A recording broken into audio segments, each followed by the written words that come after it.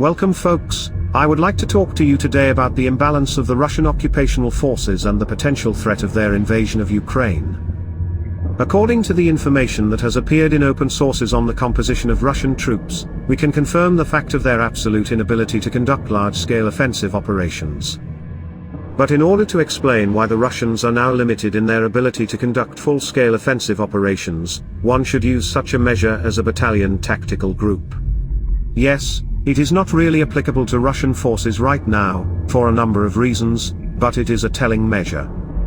So, according to the latest data on the composition of the occupation troops deployed on the territory of Ukraine, we can observe a complete inconsistency of this entire mass with the staffing of battalion tactical groups. According to the table, there are only 74 full-fledged groups on the territory of Ukraine. All the rest will have a deficit of functionality in all parameters except cannon fodder.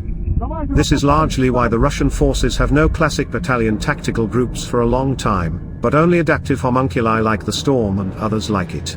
After the loss of manpower and equipment led to the disappearance of the battalion tactical groups as a class, the Russian army began to move less and less on a broad front. As its losses continued to rise, and its equipment deteriorated, the army began to confine itself to narrower areas and locales.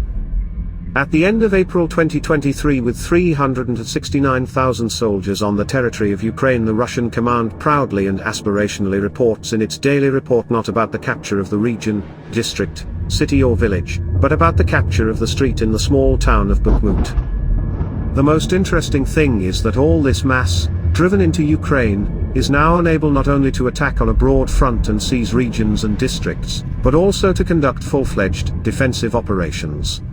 Also, tell me at least one example of a successful occupant defense in an AFU counteroffensive. They could not hold the northern bridgehead in the defense, they could not hold Kharkiv region, the right bank Kherson region as well, although their natural channels allowed to conduct a long-term defense, and not only, but, no.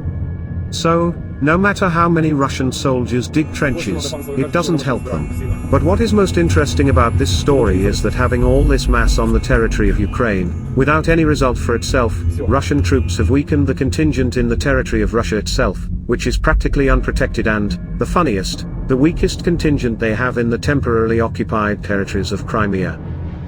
Those brilliant minds have managed to dig themselves into an even deeper hole than they were in back in July 2022, when it was already painfully obvious that their presence on the right bank was a one-way ticket to oblivion. And now, it seems like they're repeating the same mistake all over again in virtually every occupied territory.